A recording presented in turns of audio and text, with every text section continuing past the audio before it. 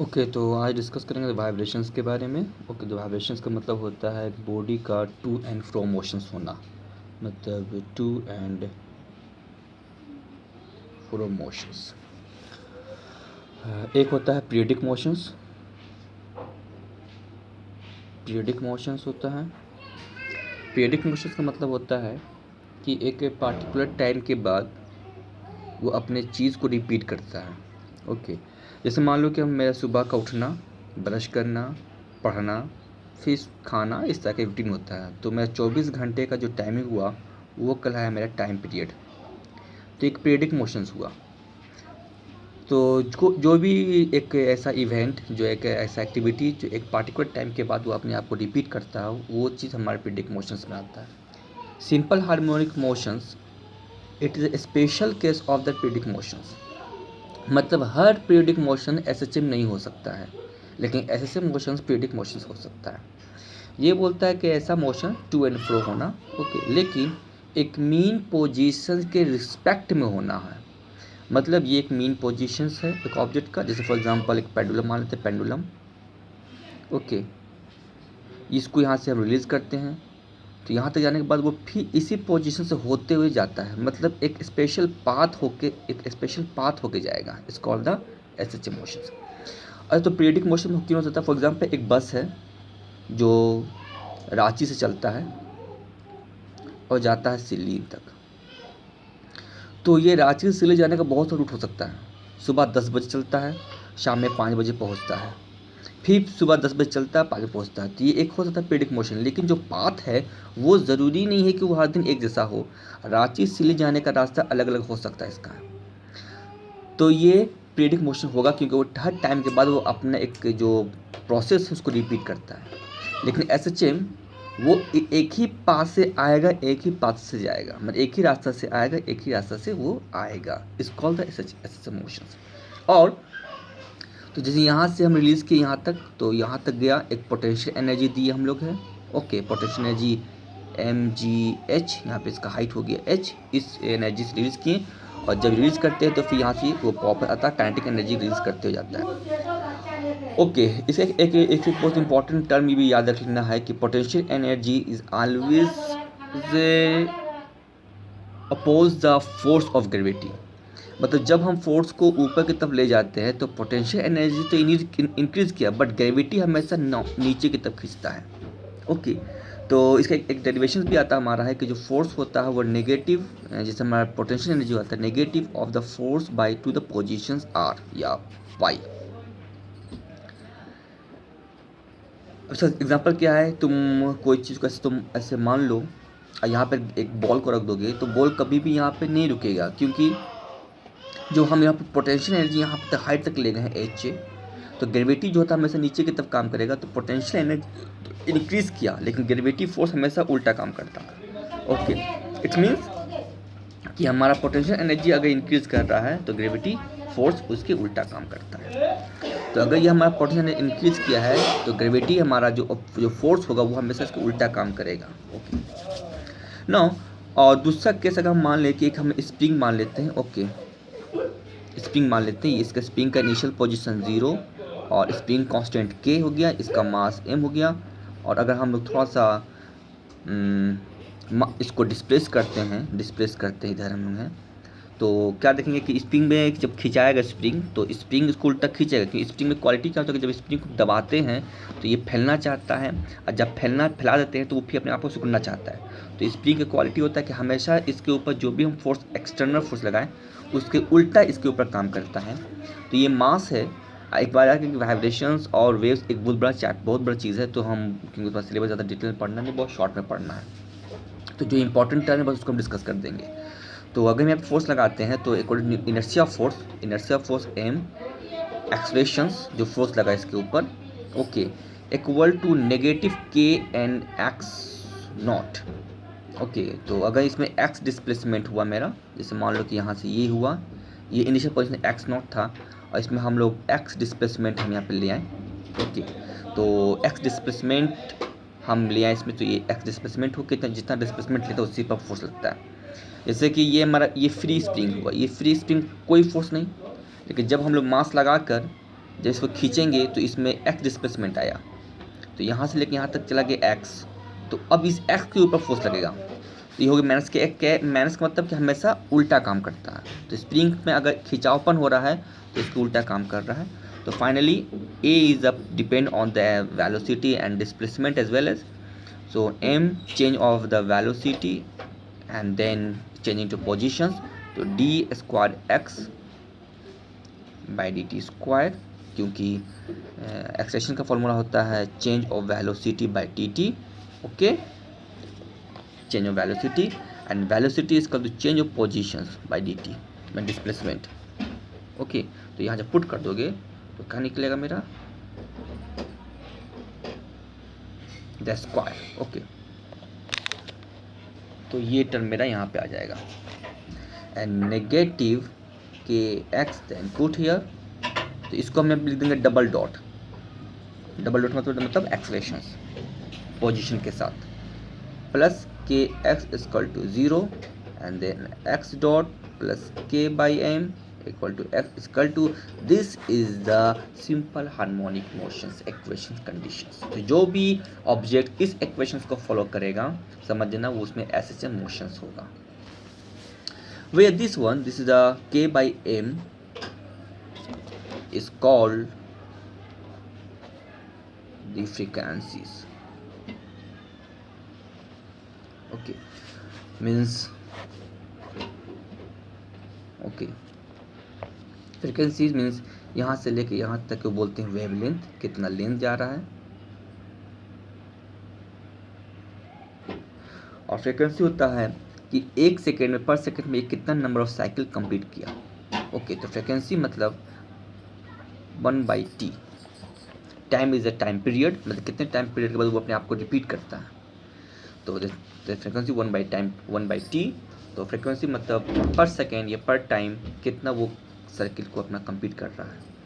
So this is and this is called the amplitude, ये कितना ज़्यादा इसका एम्पलीट्यूड मूवमेंट कर रहा है, this is called the frequency का फॉर्म होता है के बाय स्प्रिंग कांस्टेंट, दिस के इज द स्प्रिंग कांस्टेंट।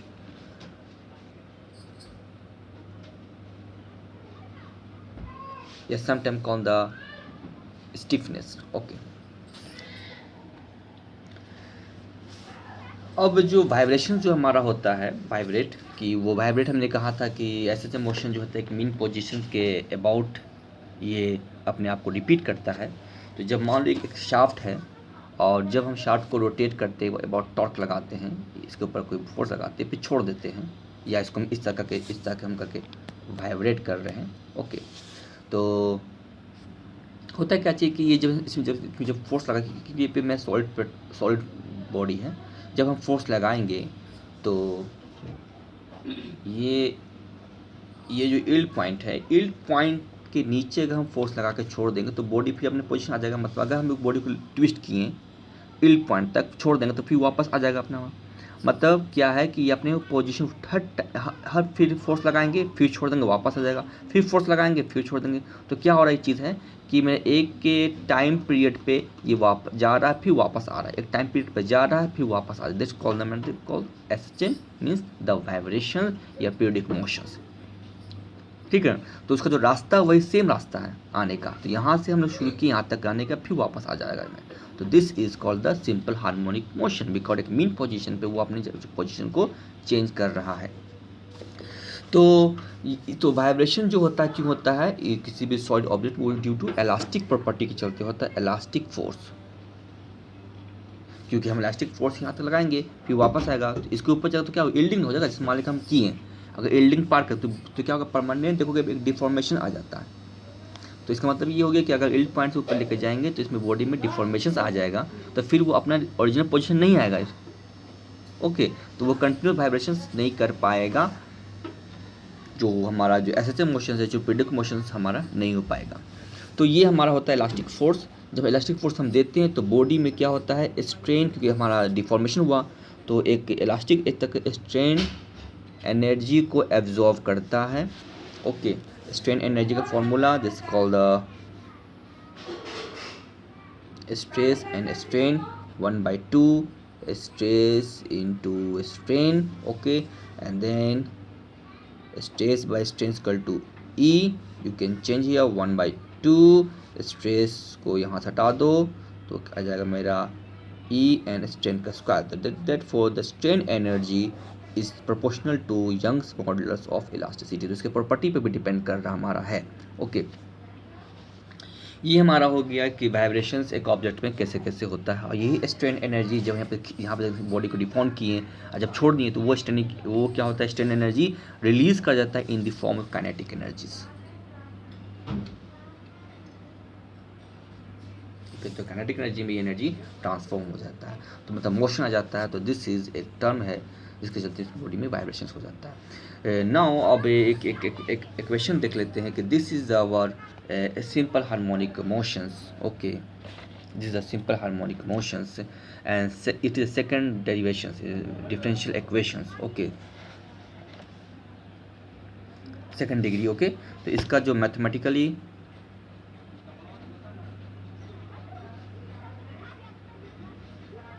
का जो इक्वेशंस होगा वो हमारा क्या इक्वेशन हो सकता है, तो इसका जो हमारा जो डेरिवेशंस का इक्वेशंस होगा वो हमारा सिंपली होगा x equal to amplitude sine omega T plus B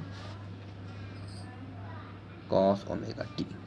ये हमारा इसका डेरिवेशंस आ जाता है।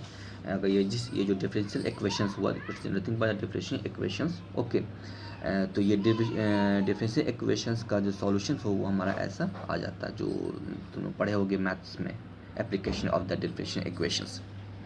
नाउ तो इसको जब हम लोग कंडीशंस को देखेंगे कि क्या इसका हमारा इक्वेशन आ जाता है हमारा है, तो सपोज दैट कि x नॉट, अगर x is equal to zero पे ज़ीरो है, मतलब पोजीशन ज़ीरो पे, टाइम ज़ीरो पर ज़ीरो पोजीशन है, और वेलोसिटी भी हमारा कोई भी पोजीशन ज़ीरो पे ही हमारा ज़ीरो होगा, तो इक्वेशन किस तरह का हमारा इक्वेशन आ सकता है।